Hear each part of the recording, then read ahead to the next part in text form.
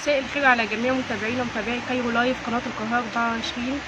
من جديد معكم في تغطية الطقس السيء اللي بتتعرض ليه الإسكندرية لليلة الثانية على التوالي.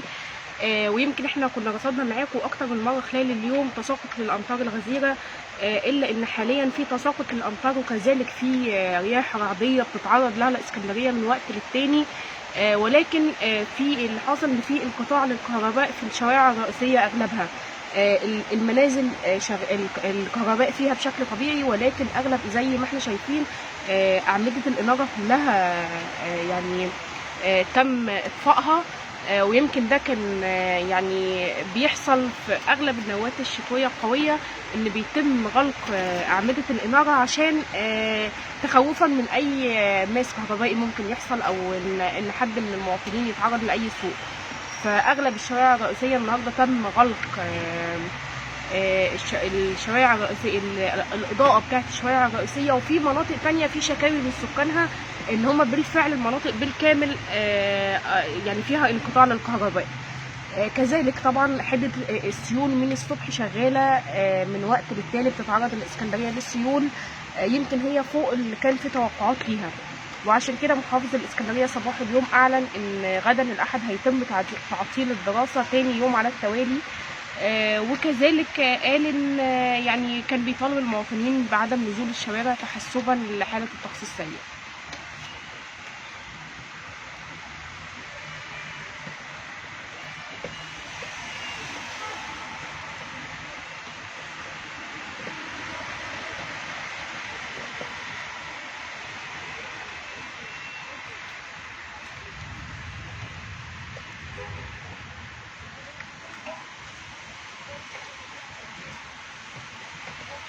تاني هنوضح للمشاهدين اللي بيسألوا معانا تعطيل الكهرباء في مناطق في شرق الإسكندرية. كان في شكاوي ان هي بدأ يكون في انقطاع كامل للكهرباء، لكن منطقة زي اللي احنا موجودين فيها حاليا في وسط الإسكندرية أعمدة الإنارة بتاعت الشوارع بس هي اللي تم قطع الكهرباء فيها. لكن زي ما احنا شايفين المنازل بشكل طبيعي الكهرباء شغالة فيها، لكن أعمدة الإنارة يعني احنا كنا بنتفرج معاكم امبارح من نفس المكان، وكان في اعمده الاناره كانت شغاله بشكل طبيعي جدا في الشارع. لكن زي ما احنا شايفين دلوقتي اغلب الاعمده تم اطفاء اعمده الاناره فيها. وده بيحصل مع كل النواه الشتويه اللي بيكون فيها امطار قاسيه. اسكندريه يمكن من صباح اليوم الامطار ما وقفتش، الا كانت حدتها ما بين القويه والمتوسطه والخفيفه. فضلت على مدار ساعات كانت خفيفه، لكن من وقت للتاني بتشتد وبيكون في امطار رعديه. زي حاليا الوضع اللي احنا فيه، احنا شايفين السماء شكلها السحب مغطياها، وده بيقول ان خلال الساعات الجايه هيكون في تقاصر للامطار، او هيكون في يعني السحب كده هي شبه معبأه بالامطار.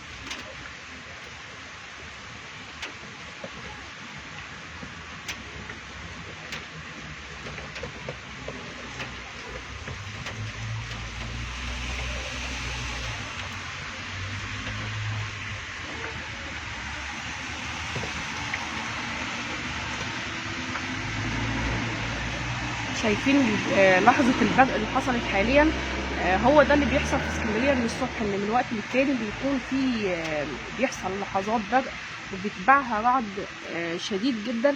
ويمكن احنا كنا في فجر اليوم رصدنا معاكم كان في من بين كل دقيقة والتانية بيحصل برق قبل سقوط الشتاء.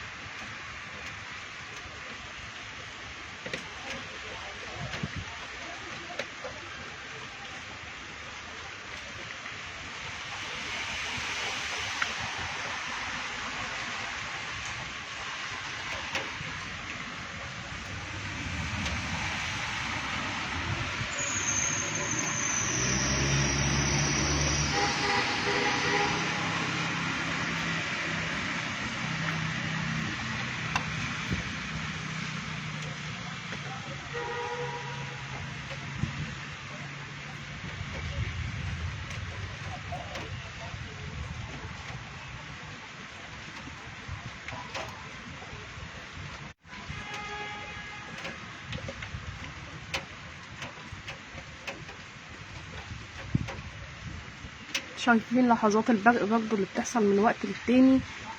وده يقول ان الليله لسه مكمله في الشتاء وفي الرعد واللي بيحصل في اصوات بقى رعد بدات.